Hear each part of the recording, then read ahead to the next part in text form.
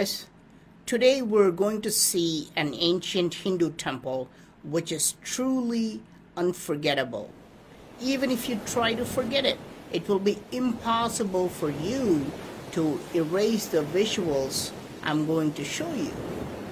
The temple you are about to see is very ancient. It was built around 250 AD, which means the temple is at least 1,750 years old. But the details in this temple are mind-boggling and will make you question if the temple was built by supernatural means. This temple is located in a small village called Singrikudi, and at first sight, it looks almost like a modern-day temple with beautiful and colorfully painted statues. What is so special about these carvings and statues? Look at this statue. It has a shirt with a collar, and look, there are even buttons, and you can even see the pockets on both sides. He's posing as though he's holding up the weight of the temple.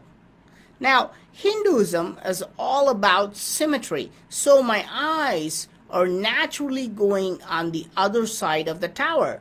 And look, again, the statue on the other side is also shown with a dress shirt with collar, pockets, and buttons. This is shocking because all historians agree that buttoned shirts came to India only in the last few centuries. But this temple is at least 1,750 years old. Yes, the painting on it is fresh because they do repaint the temple time and time again. And some even claim that these shirts were done by a quirky painter in recent times. However, many locals claim that these shirts were originally carved on these ancient statues, and the painters merely paint various colors on them. Now, remember I spoke about symmetry. Let's go to the other side of the tower and see what kind of statues exist there. This side is also beautifully carved with so many stories from Hinduism. And again, we see more figures with dress shirts with buttons, collars, and pockets. The faces are a little bit different from the faces on the front side of the tower, but now we have a total of 4 statues wearing dress shirts, right?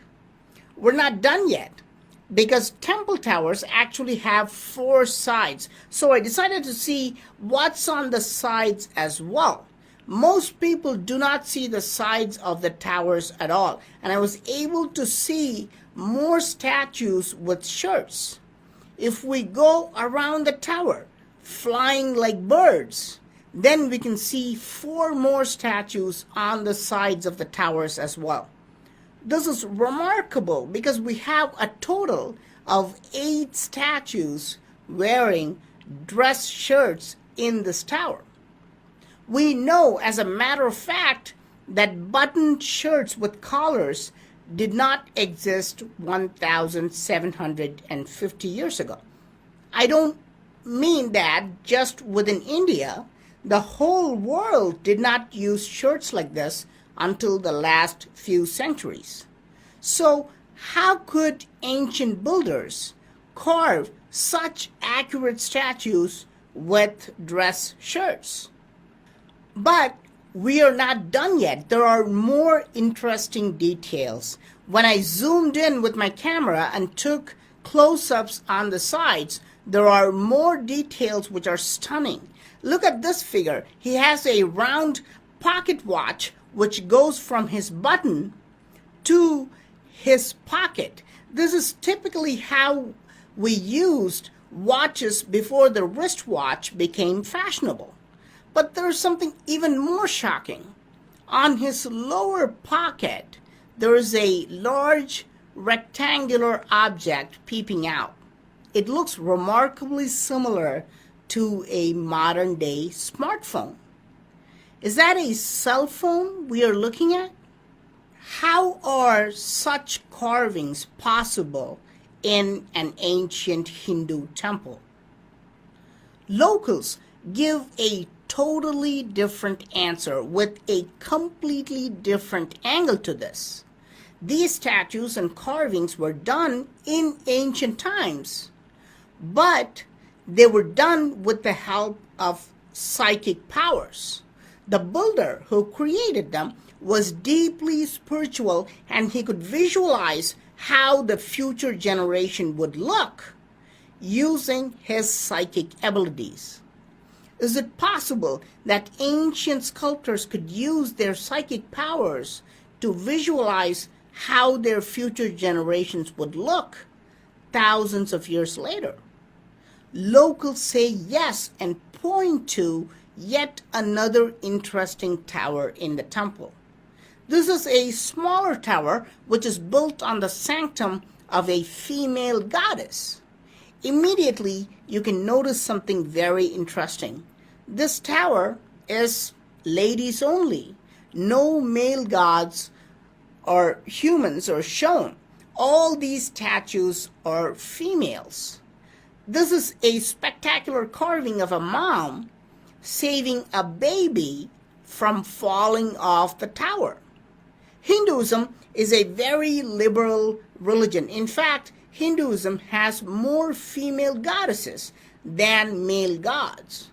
But there is something much more fascinating in this tower. Here we can see two women wearing modern-day swimsuit. Look at these statues. This is extraordinary. Here are two women shown wearing typical Western bathing suit from the last century. How do we explain these statues? I have shown you so many different carvings and temples on my channel, even temples which claim time travel. But this temple was done by some kind of psychedelic means. The carvings I find are just really bizarre.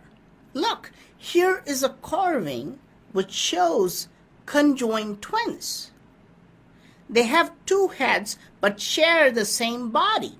Look at their face. They both have protruding teeth coming out of their lips. Count the number of hands. There are a total of 7 hands. Where is the symmetry here? Conjoined twins often have these abnormal asymmetric features. And look at the number of legs. There are a total of 3 legs. We should normally see something like this in a medical museum, but we see this in this ancient temple. Why? It is said that the builder not only used his psychic powers to foretell the future, but could also understand how the planet was many million years ago. Look at this beautiful carving of Lord Vishnu. Out of his navel, a lotus emerges which has the god of creation sitting inside. This is mesmerizing, but this is not my main focus. Look at the statue right next to it. It has a human body which is standing on 2 legs, but has the face of a horse.